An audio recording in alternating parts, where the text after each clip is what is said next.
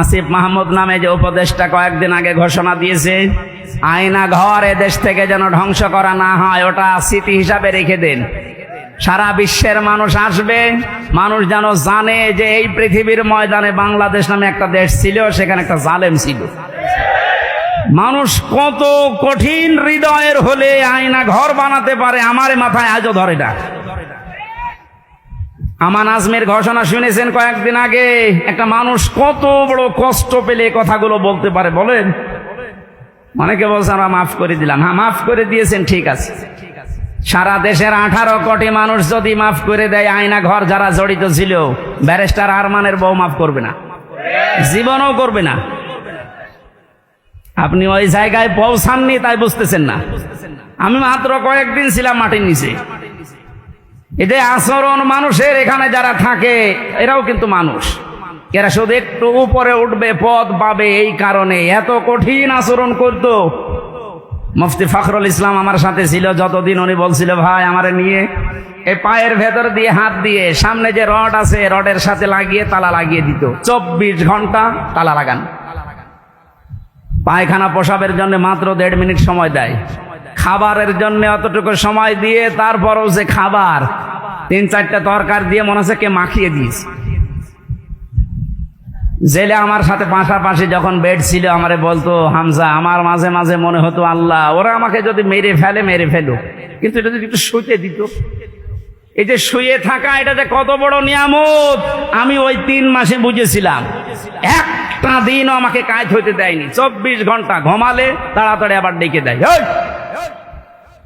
আমার 11 ঘন্টা টাঙিয়ে রেখেছিল, হাতের ভেতরে হ্যান্ডকাপ দিয়ে, তাও পেছনে, পায়ের ভেতরে ডান্ডা বেড়ি লাগিয়ে, কালো কাপড় দিয়ে চোখ বেঁধে, মাজার ভেতরে দড়ি লাগিয়ে টাঙিয়ে রেখেছে 11 ঘন্টা। অথচ বিষয় আমি কিচ্ছু জানি না। একটু যদি পা মারতে ঠেকে যায়, উপর থেকে 4 তলা 5 তলা থেকে ক্যামেরা দেওয়া আছে, গরম দেয়, একবারে ঘুম ভেঙে। এই দুপুর 2টায় নিয়ে গেছে, একবারে রাত 11টায় নিয়ে এসেছে। বলেন তো একটা মানুষ এভাবে টিকে থাকতে পারে? আমার নামাজ পড়তে দেয়নি, জোহর আসর মাগরিব এশা সব নামাজ আমি ইশারায় পড়েছিলাম। ও কখন সময় হচ্ছে কখন সময় হয় না আমি তো কিছু জানি না, কারণ মাটির নিচে। এই কঠিন পরিস্থিতি তৈরি করে এখনো অনেকে বলছে হ্যাঁ কি করেছে যে ওর পালিয়ে যাওয়া লাগলো। কি করেছে মানে আপনি টের পাচ্ছেন কি করেছে? চলেন আপনারা 10 দিন একটু রাখি, কি করেছে আপনাকে দেখাবো।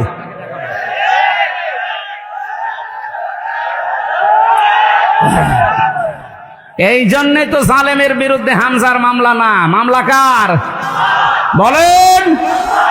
সুতরাং এর জালেমেরা, এরা কিন্তু টার্গেট হামজার না, এ টার্গেট আল্লাহর। এই জন্যই তো এত ভয়। যেদিন আমার রায় দিয়ে পুরা মামলা ঢিসমিস করে দিয়েছে, ওই দিন আমার মামলার আয়ুকে কল দিয়েছিলাম। এতদিন ওরে আমি স্যার বলতাম, এখন তো উল্টা করে আমারে স্যার বলছে। কি হয়েছে?